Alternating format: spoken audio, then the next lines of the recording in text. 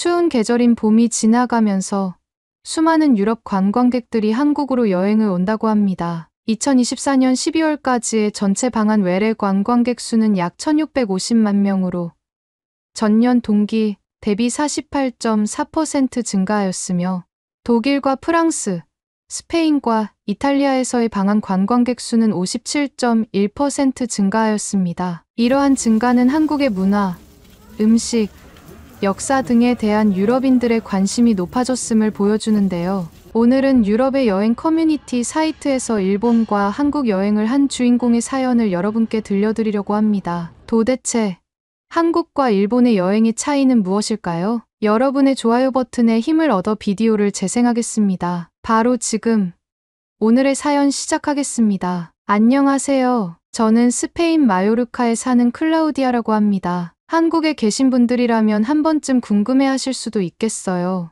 외국인들이 한국을 여행하면 어떤 점이 인상 깊을까요? 저는 최근 일본과 한국을 여행하면서 두 나라를 비교할 기회가 있었습니다. 사실 한국을 방문하기 전까지는 일본이 더 기대됐어요. 어릴 때부터 일본 애니메이션을 보고 자랐고 유튜브에서 도쿄, 오사카, 교토 같은 도시들의 멋진 풍경을 보면서 언젠가 꼭 가보고 싶다고 생각했거든요.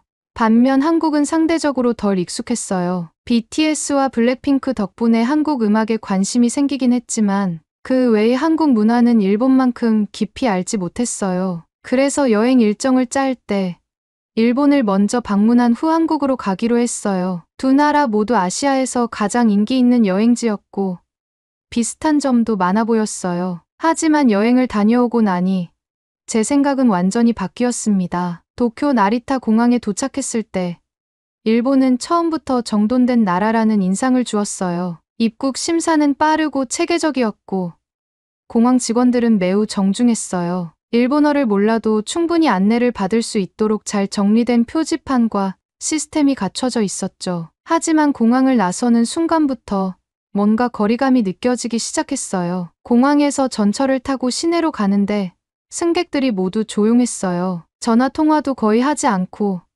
서로 눈을 마주치지도 않았어요. 마치 모든 사람들이 자신의 세계 속에 갇혀 있는 듯한 느낌이었어요. 신주쿠, 시부야, 아사쿠사 같은 관광지를 돌아다니면서 일본의 아름다운 모습을 직접 볼 수 있었어요. 네온사인이 반짝이는 시부야 거리는 정말 인상적이었고 전통적인 분위기가 남아있는 아사쿠사도 매력적이었어요. 일본 음식도 기대했던 만큼 맛있었고 지하철도 시간을 정확하게 지켜서 운행되었어요. 하지만 며칠이 지나면서 조금씩 불편한 점이 보이기 시작했어요. 일본에서 가장 불편했던 것은 사람들과의 교류가 거의 없었다는 점이에요. 스페인에서는 낯선 사람과도 쉽게 대화를 나눌 수 있어요. 식당에서든 길거리에서든 자연스럽게 인사를 주고받고 이야기를 나누는 게 익숙한 문화죠. 하지만 일본에서는 아무도 먼저 말을 걸지 않았어요. 한 번은 길을 찾다가 지도를 보며 고민하고 있었어요. 주변에 사람들이 있었지만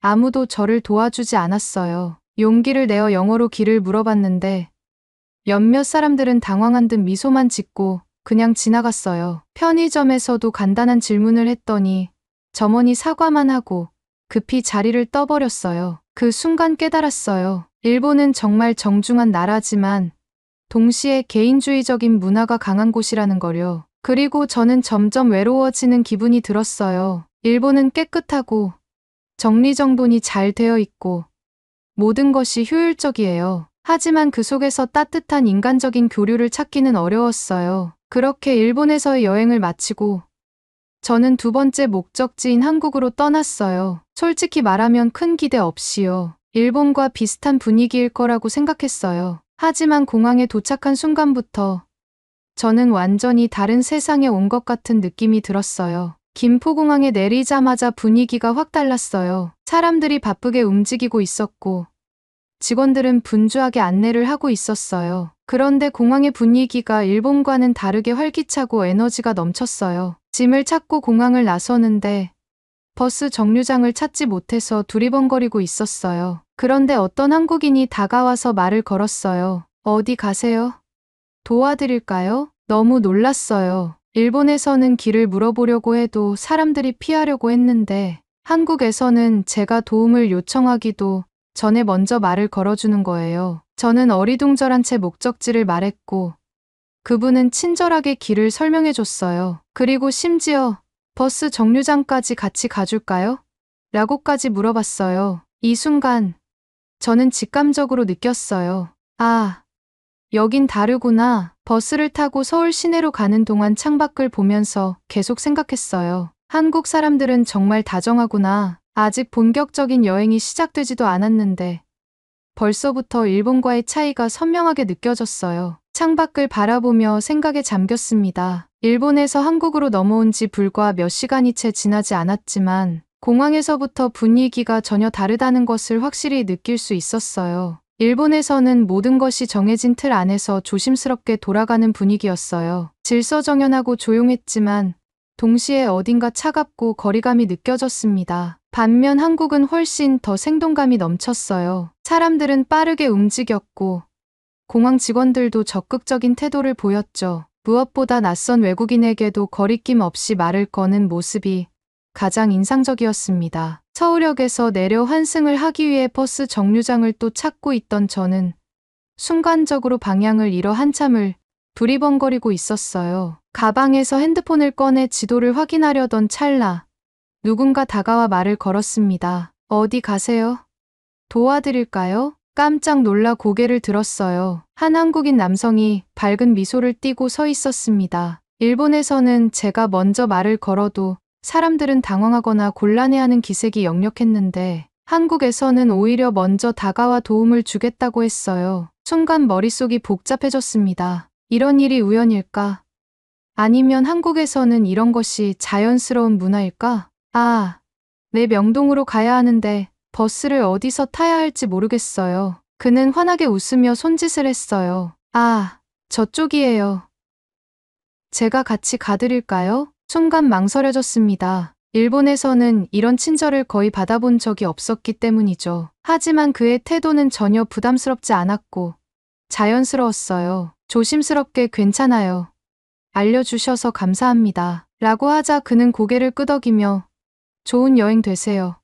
라고 인사를 한 뒤 떠났습니다. 그의 뒷모습을 바라보며 생각했어요. 일본과는 확실히 다르다. 버스를 타고 서울 시내로 가는 동안 창밖을 바라보며 계속 생각에 잠겼어요. 서울은 도쿄만큼이나 현대적인 도시였지만 분위기는 훨씬 더 활기차고 개방적이었어요. 거리에는 사람들이 북적였고 곳곳에서 대화하는 소리가 들렸습니다. 숙소에 짐을 풀고 서울에서 가장 유명한 관광지 중 하나인 명동으로 향했어요. 명동은 한국의 쇼핑과 K-뷰티의 중심지라고 해서 기대하고 있었습니다. 거리에 들어서자마자 예상보다 훨씬 많은 외국인들이 눈에 띄었어요. 어디서나 다양한 언어가 들렸죠. 영어, 중국어, 일본어, 심지어 프랑스어까지 들렸습니다. 일본에서도 외국인 관광객이 많긴 했지만 이렇게까지 여러 언어가 한꺼번에 들리는 경험은 처음이었어요. 그때 어디선가 낯익은 언어가 들렸습니다.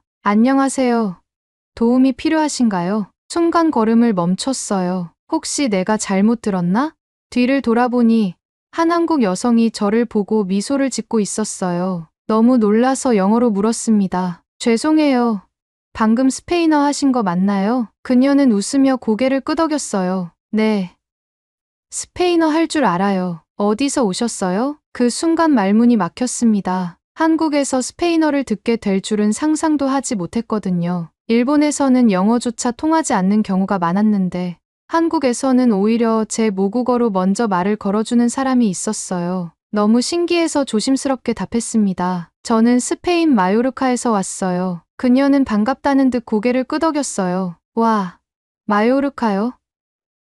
저는 한국에서 스페인어 전공했어요. 멕시코에서 어학연수도 다녀왔고요. 그 순간 일본에서의 기억이 떠올랐습니다. 일본에서는 기본적인 영어조차 통하지 않아 의사소통이 쉽지 않았어요. 하지만 한국에서는 사람들이 외국어를 배우고 활용하는 것에 익숙한 듯 보였습니다. 한국이 외국인에게 보다 열린 사회라는 느낌을 받을 수 있었어요. 명동에서 여러 가게를 둘러보던 중 또 한 번 한국과 일본의 차이를 느끼게 되었어요. 가게에 들어가자마자 점원이 밝은 표정으로 다가왔어요. 안녕하세요.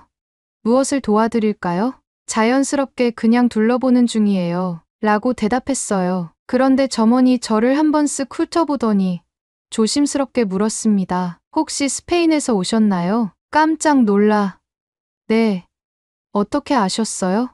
라고 되물었어요. 그녀는 웃으며 말했어요. 요즘 스페인에서 오신 분들이 많아서요. 혹시 몰라서 여쭤봤어요. 그러더니 갑자기 스페인어로 말을 걸었어요. 안녕하세요.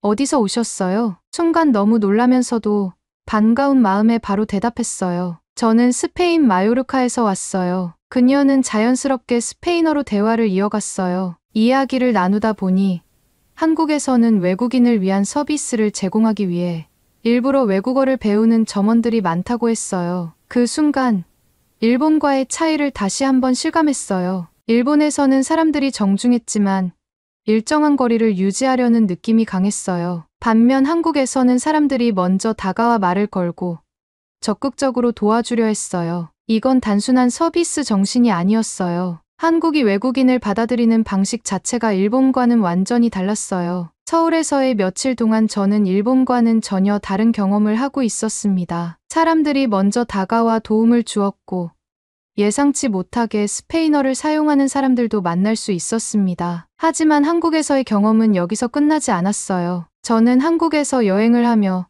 또 한 번 깊은 감동을 받는 순간을 맞이하게 되었습니다. 그날 저는 아침 일찍 숙소를 나와 북촌 한옥마을을 방문하기로 했어요. 전통적인 한옥들이 늘어선 골목길을 걷고 있으면 마치 과거로 돌아간 듯한 기분이 들 거라고 해서 기대가 컸습니다. 서울의 현대적인 모습과는 또 다른 매력을 가진 곳이라는 이야기를 들었기 때문이죠. 지하철을 타고 안구역에서 내려 한옥마을로 향하는 길.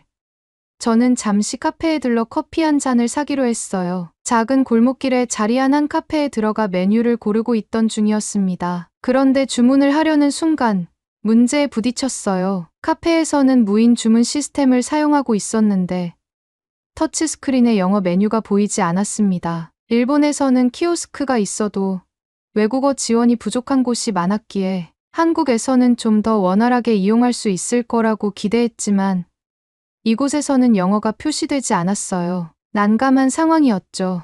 당황하며 화면을 몇 번 눌러보다가 직원에게 도움을 요청해야겠다고 생각했습니다. 마침 계산대에서 커피를 내리고 있던 직원이 저를 바라보며 다가왔어요. 필요한 메뉴 있으세요? 영어로 도와드릴까요? 그 순간 저는 놀라지 않을 수 없었습니다. 제가 도움을 요청하기도 전에 직원이 먼저 영어로 말을 걸어준 거였어요. 일본에서는 영어로 길을 묻거나 주문을 하려고 해도 대부분의 사람들이 당황하거나 곤란한 표정을 지으며 피하려 했어요. 하지만 한국에서는 오히려 직원이 먼저 영어를 사용하며 저를 배려하고 있었습니다. 아, 네.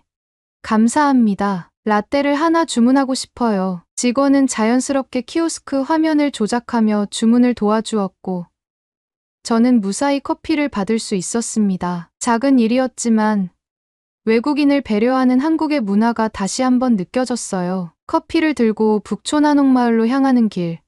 저는 예상보다 훨씬 복잡한 골목길을 마주하게 되었습니다. 한옥마을은 언덕 위에 자리하고 있어서 길이 꽤나 가파르고 이리저리 이어진 작은 골목이 많았어요. 관광객들이 많이 찾는 명소라고 들었지만 길 안내 표지판이 많지 않아서 초행길인 저는 방향을 찾기가 어려웠습니다. 지도를 확인하며 길을 찾아가고 있는데 갑자기 한 할머니께서 다가오셨어요. 어디 가려고 해요? 순간 당황했습니다. 일본에서는 어르신들이 외국인에게 먼저 말을 거는 경우를 거의 본 적이 없었기 때문이죠. 하지만 한국에서는 길을 찾지 못하고 헤매는 저를 보고 먼저 다가와 도움을 주려는 분이 계셨던 거예요. 아, 저는 북촌 한옥마을을 구경하러 왔는데 길을 잘 모르겠어요. 할머니는 환하게 웃으며 손짓을 하셨어요. 이쪽으로 가면 돼요. 저 따라와요.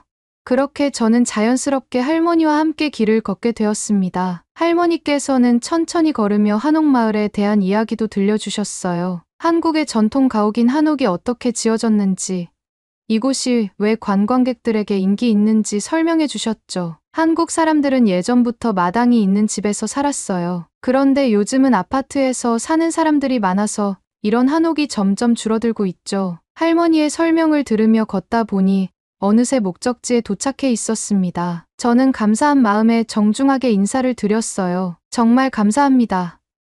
덕분에 길을 잘 찾았어요. 할머니께서는 환하게 웃으며 손을 흔드셨어요. 즐겁게 구경하고 가요. 한국 좋아요? 그 순간 저는 망설임 없이 대답했습니다. 네.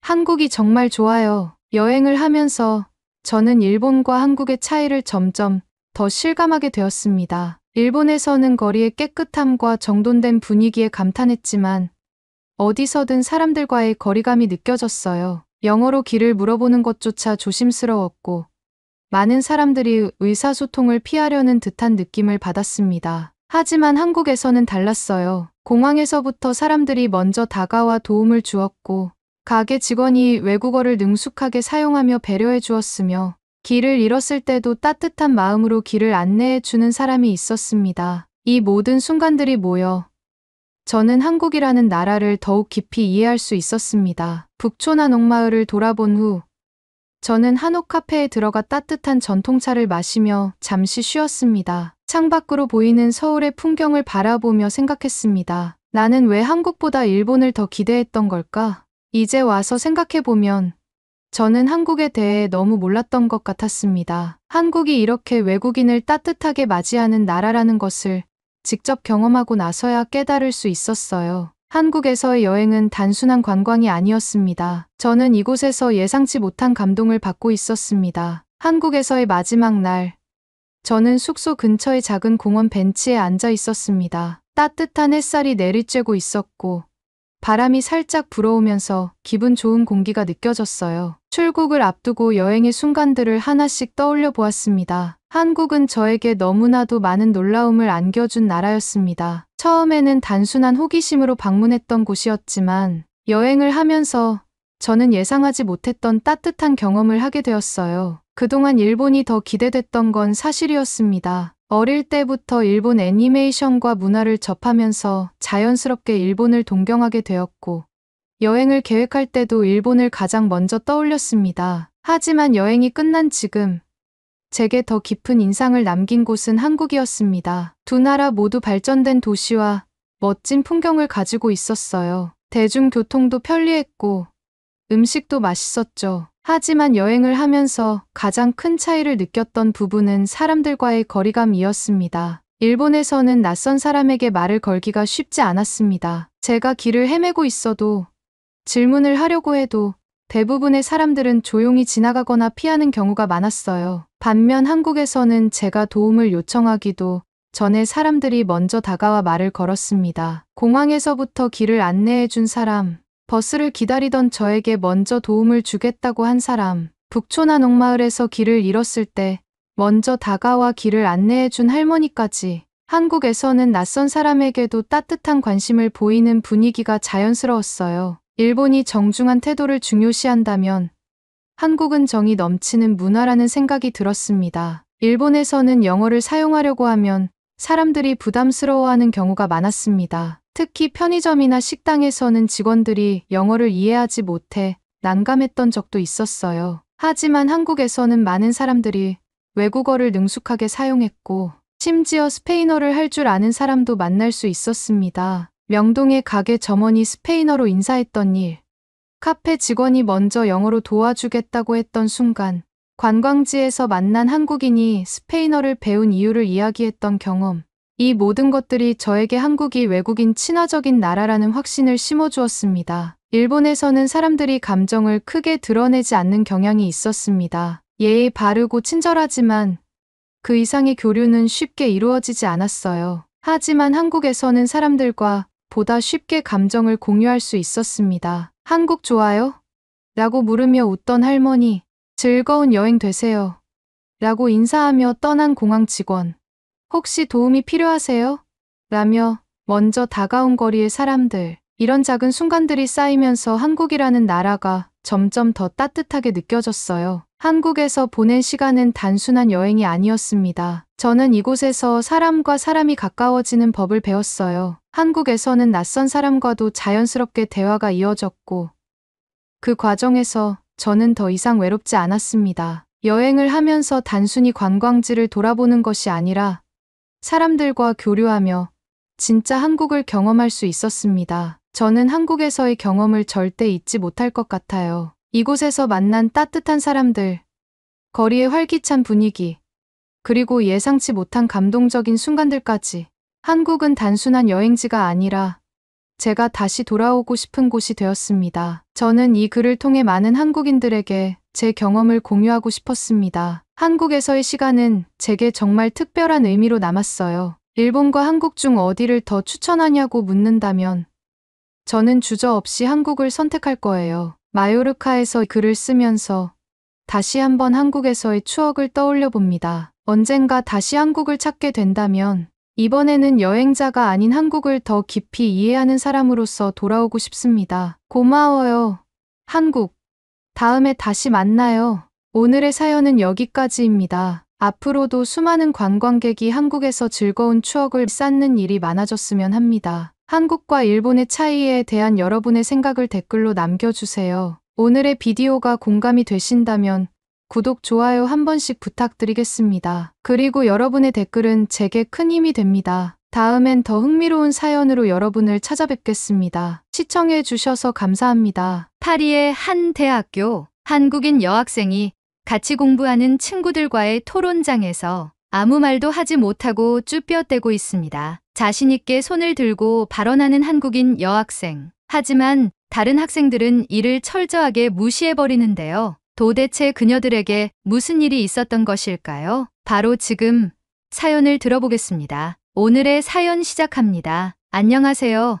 제 이름은 클레르입니다. 저는 파리에서 파슨스 파리 패션 디자인 학과에 다니고 있는 유학생이에요. 파슨스 파리는 전 세계적으로 유명한 패션 학교 중 하나로 여기서 공부하는 것만으로도 이미 큰 성취감을 느끼고 있습니다. 이 학교에는 정말 다양한 나라에서 온 학생들이 모여 있고 저도 그런 학생들과 함께 패션을 공부하고 있죠. 매년 수많은 유학생들이 이곳에서 패션의 꿈을 이루기 위해 파리에 오고 그중에는 저처럼 프랑스인뿐만 아니라 유럽 각국에서 온 친구들도 많아요. 저는 주로 프랑스나 유럽 친구들과 가까이 지내는 편이에요. 저희끼리는 수업 후에 파리의 카페에서 커피를 마시며 디자이너로서의 꿈을 이야기하거나 서로의 패션 스타일에 대해 평가하곤 하죠. 자연스럽게 우리는 더 끈끈한 유대감을 쌓아왔어요. 반면에 학교에 있는 아시아계 유학생들은 조금 다른 느낌이었어요. 그들은 대부분 혼자 다니는 경우가 많았고 저희와 어울리려는 모습도 보이지 않았어요. 저도 솔직히 그들과 친해지려는 시도를 한 적은 없었죠. 그냥 그들은 우리와 다르게 생각하고 다르게 행동하는구나라고 여겼어요. 그들이 무엇을 좋아하는지, 어떤 방식으로 패션을 이해하는지 궁금하기보다는 서로 다른 세계에 사는 사람들처럼 느껴졌습니다. 그러던 어느 날 패션 역사 수업 시간에 교수님께서 한국에 대해 언급하시기 전까지는 말이죠. 교수님은 말씀하셨어요. 최근 한국이 세계 패션 시장을 강타하고 있습니다. 서울 패션위크는 이제 글로벌 패션 이벤트 중 하나로 자리 잡았죠. 한국? 저는 순간 의아했어요. 솔직히 한국 패션에 대해 전혀 관심이 없었거든요. 제가 아는 한국은 K-팝이나 한국 드라마 정도였고 패션에 있어서는 파리가 단연 최고라고 생각했어요. 그 이상 한국을 알아야 할 필요성조차 못 느꼈죠. 그날 교수님은 우리에게 팀 프로젝트를 내주셨습니다. 각 나라의 패션 트렌드를 분석하고 발표하는 과제였죠. 저는 팀 명단을 확인하다가 깜짝 놀랐어요. 저와 같은 팀원이 된 한국인 유학생 지연 때문이었죠. 평소 지연은 수업 중에도 거의 눈에 띄지 않는 학생이었어요. 언제나 단정하고 수수한 옷차림을 하고 있었고 파리에서 흔히 볼 수 있는 화려하고 독창적인 스타일과는 거리가 멀었죠. 솔직히 말해서 패션을 전공하는 학생치고는 너무나 평범한 스타일이었어요. 저는 속으로 패션의 중심지 파리에 와서 공부하면서 저렇게 수수하게 입고 다니다니라고 생각했죠. 자연스럽게 지연이 우리 팀 프로젝트에서 큰 역할을 하지 못할 거라고 단정짓게 됐습니다. 지연은 평소에도 조용한 성격이었고 그동안 저희와 어울리려 하지 않았거든요. 그래서 이 프로젝트는 내가 주도해야겠군이라는 생각이 자연스럽게 들었습니다. 과연 지연이 패션에 대한 열정이 있는지 프로젝트에 어떤 기여를 할지 의문이었어요. 팀 프로젝트가 시작되고 우리는 첫 번째 회의를 열었습니다. 저는 당연히 제가 팀의 리더 역할을 맡게 될 거라고 생각했어요. 평소에도 제 의견이 친구들 사이에서 많이 존중받았으니까요. 그래서 회의가 시작되자마자 자연스럽게 주도권을 잡고 프로젝트 방향에 대해 의견을 제시했죠. 다른 팀원들도 제 의견에 동의하는 듯 보였고, 우리는 곧바로 아이디어를 구체화하기 시작했습니다. 이번 프로젝트의 주제는 전통과 현대의 조화였어요. 전통적인 패션 요소를 현대적 디자인에 어떻게 녹여내고 이를 통해 새로운 트렌드를 만들어낼 수 있을지를 탐구하는 것이었죠. 저는 주로 유럽의 전통적인 실루엣과 소재들을 활용한 현대적인 디자인에 집중했어요. 단순하면서도 우아한 형태를 현대적 감각으로 재해석해보자는 생각이었죠. 그런데 회의 도중 저는 살짝 당황했습니다. 지연이 조용히 듣고만 있는 겁니다. 회의가 계속 진행되면서도 지연은 그저 메모를 하고 있을 뿐 별다른 의견을 내지 않았어요. 역시 예상대로구나라는 생각이 들었죠. 평소에도 조용했던 지연이었으니 패션에 대한 독창적인 아이디어를 기대하기는 어렵겠다고 생각했어요. 회의가 거의 끝날 무렵 지연에게 물어봤어요. 지연, 혹시 너도 의견이 있어?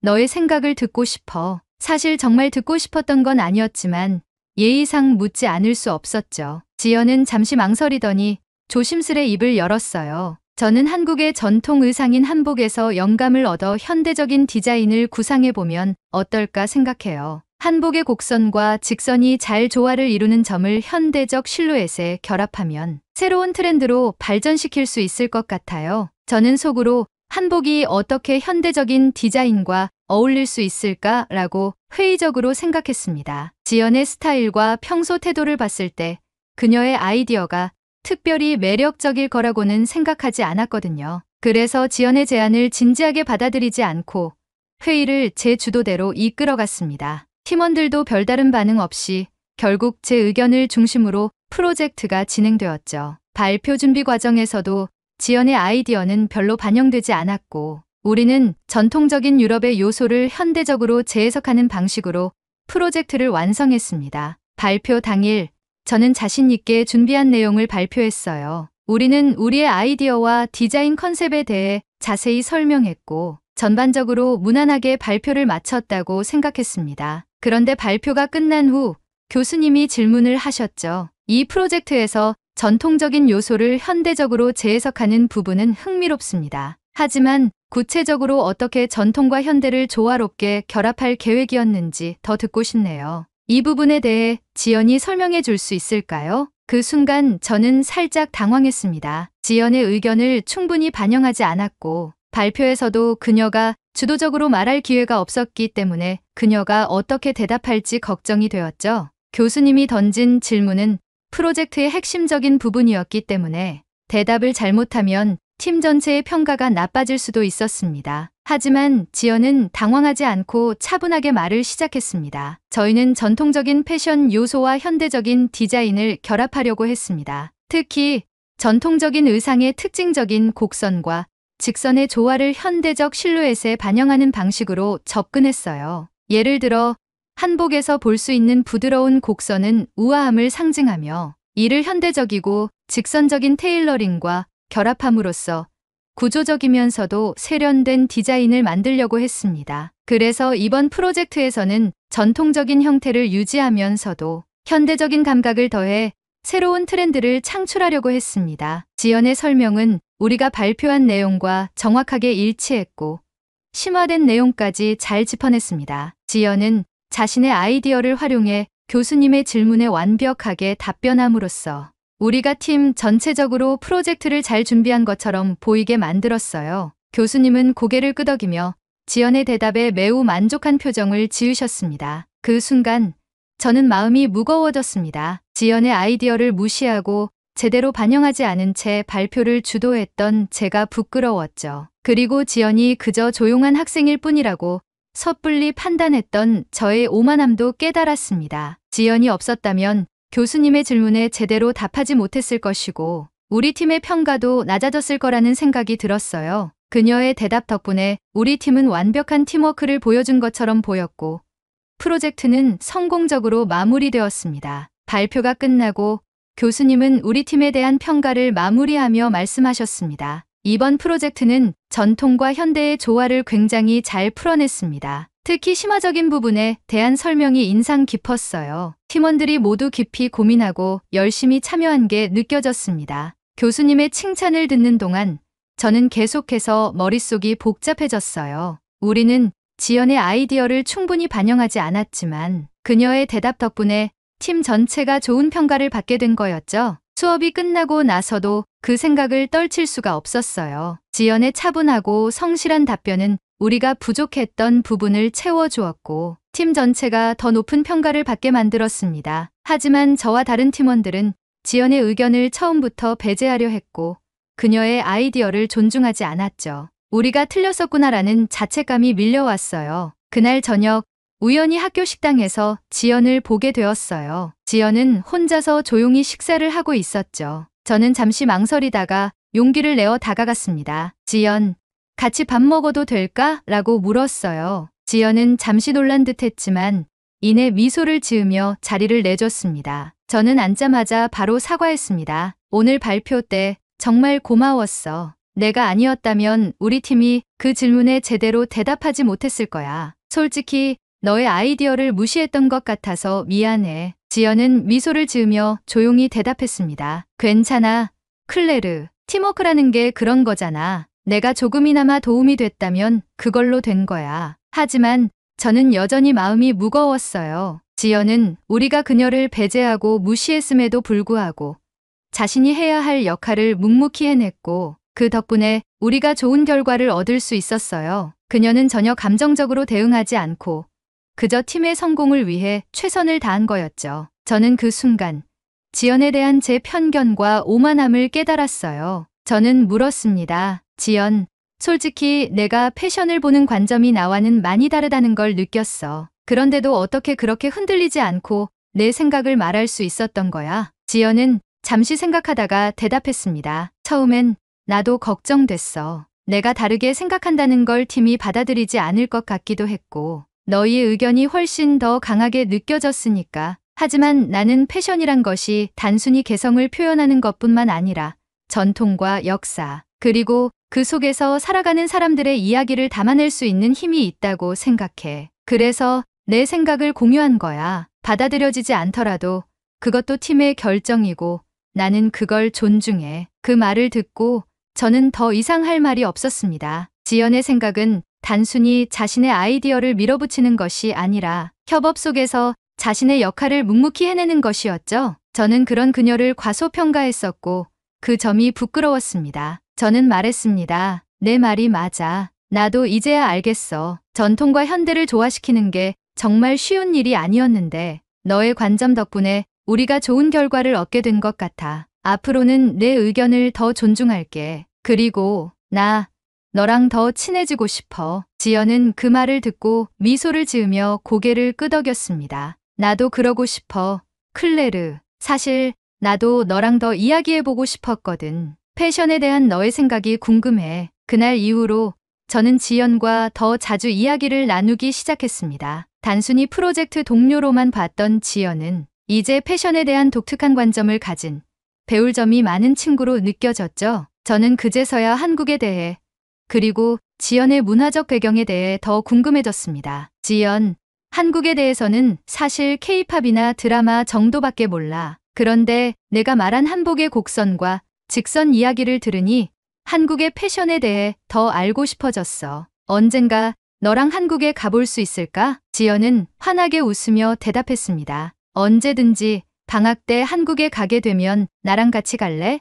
한국의 패션뿐만 아니라 전통적인 부분도 많이 보여줄게. 그렇게 우리는 새로운 여행 계획을 세우게 되었습니다. 한국으로의 여정이 기대되었고 지연과 함께할 시간도 설레었어요. 방학이 시작되자마자 저는 지연과 함께 한국으로 떠나기로 했습니다. 사실 한국은 저에게 K-팝과 드라마 외에는 그다지 익숙하지 않은 나라였어요. 그래서 한국으로 떠나는 비행기 안에서도 설렘 반, 긴장 반이었죠. 우리가 탄 비행기는 한국의 항공사였는데 처음부터 깔끔하고 세련된 서비스에 감탄했습니다. 승무원들의 세심한 배려와 공항의 디자인, 그리고 비행기 내부까지 모든 것이 정돈되고 세련된 느낌이었어요. 그때부터 한국이 점점 더 흥미롭게 느껴지기 시작했습니다. 비행기가 한국에 도착하자 가장 먼저 인천국제공항에 발을 내디뎠습니다. 공항의 디자인과 현대적인 시설들이 마치 거대한 예술작품처럼 느껴졌어요. 지연은 웃으며 말했죠.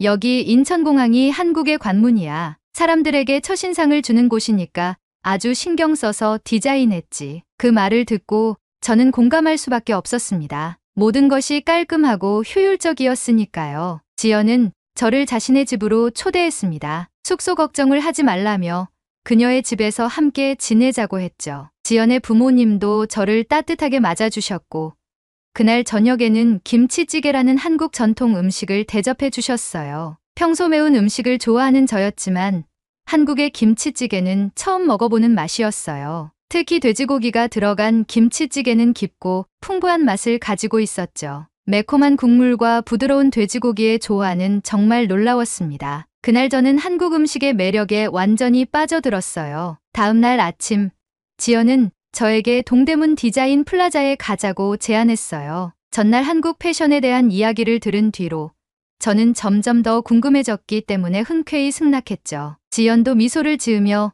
그럼 각자 준비하고 바로 나가자라고 말했어요. 저는 먼저 준비를 마쳤고 지연이 옷을 고르러 간다고 하기에 그녀의 방으로 들어가는 줄 알았어요. 그런데 지연은 자신의 방이 아닌 복도 끝에 있는 다른 방으로 들어갔습니다. 순간 이상한 느낌이 들어 따라가 보았죠. 문이 살짝 열려 있었기에 조용히 문을 열어 안을 들여다보니 저는 그 자리에서 놀라움을 금치 못했습니다. 방 안에는 길게 늘어선 행거가 가득했고 수많은 화려한 색감의 옷들이 마치 패션 매장처럼 정리되어 있었습니다. 중앙에는 각종 장신구와 액세서리들이 진열되어 있었는데 마치 귀금속 매장에 들어온 듯한 느낌이 들 정도로 고급스럽고 아름다웠어요. 색색의 목걸이, 반짝이는 귀걸이, 다양한 모양의 팔찌들까지. 그 광경은 너무나도 화려했습니다. 저는 깜짝 놀라서 지연에게 물었습니다. 지연, 여기 뭐야?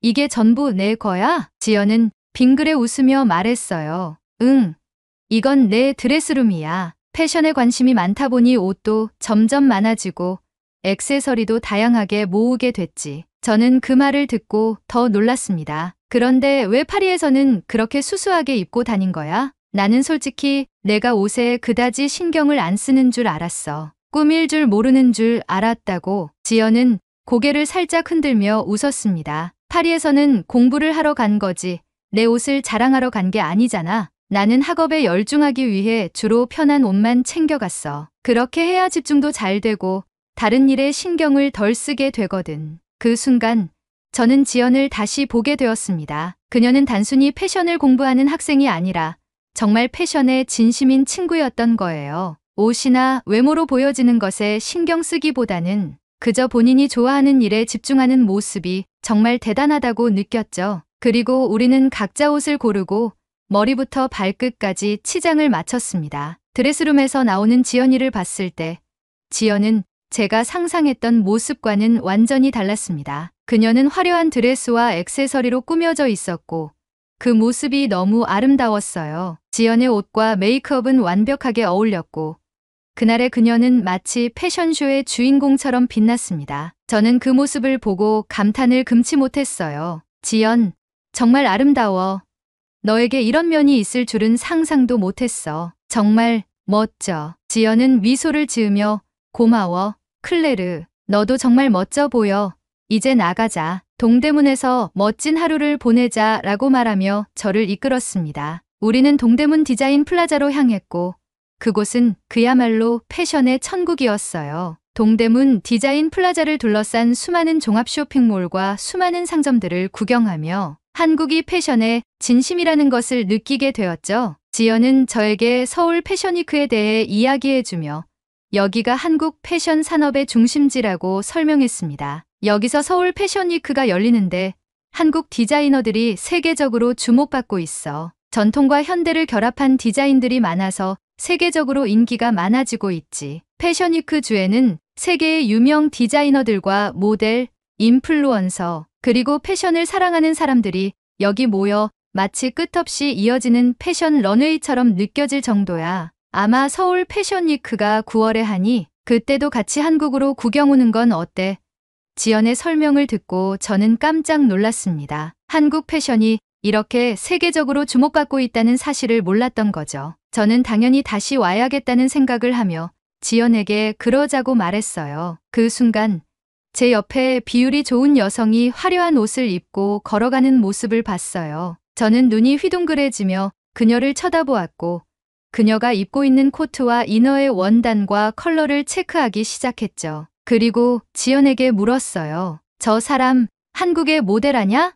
저렇게 비율이 좋고 옷도 잘 입는데 분명 모델일 거야. 그렇지? 그 순간 지연은 웃으며 말했어요. 한국에서 모델이 되는 게 쉽진 않아. 엄청 경쟁이 강하거든. 내가 봤을 땐 일반인 같아. 우리처럼 옷을 사랑하는 패션 피플. 저는 그 말에 충격을 받을 수밖에 없었습니다. 수수한 옷을 입고 파리를 돌아다니던 지연이 한국에 와서 180도 바뀐 모습에도 감탄했는데 한국에서 보여지는 사람들이 마치 패션쇼에 나올 법한 스타일을 하고 있는데도 불구하고 일반인이라는 사실이 믿겨지지 않았습니다. 그들은 당당하게 자신만의 스타일을 보여주고 있었고 이곳이야 말로 패션의 성지다라는 생각까지 하게 만들었어요. 지연은 저를 또 다른 곳으로 데려갔습니다. 이번에는 홍대라는 젊음의 거리였죠. 홍대는 동대문과는 또 다른 매력을 가지고 있었어요. 홍대에서는 개성이 넘치는 패션 스타일을 가진 사람들이 넘쳐났고 마치 거리 자체가 거대한 아트 갤러리처럼 느껴졌습니다. 저는 그곳에서 패션 소품들을 쇼핑했고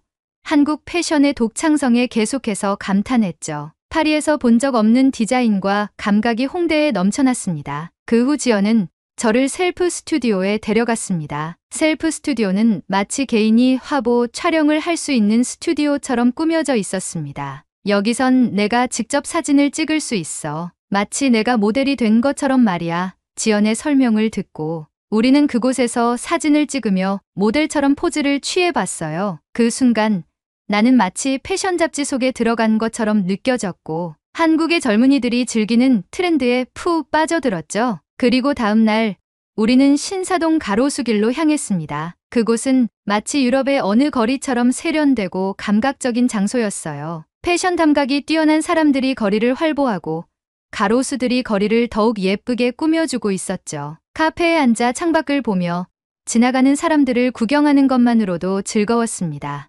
이곳에서 한국이 얼마나 패션에 진심인지 그리고 사람들이 얼마나 자신들의 스타일을 자랑스러워하는지 알 수 있었어요. 그날 저녁 우리는 압구정으로 갔습니다. 압구정은 고급 패션 브랜드들이 즐비한 거리였고 마치 패션 피플들의 성지처럼 보였습니다. 우리는 압구정의 한 루프탑 바에서 술을 한잔하며 그날의 일정을 마무리했죠. 그런데 놀라운 일이 벌어졌어요. 지연과 집으로 돌아가는 길에 카메라를 든 사람이 다가오더니 우리에게 패션이 너무 아름다워서 그런데 사진 한 장 찍을 수 있겠습니까?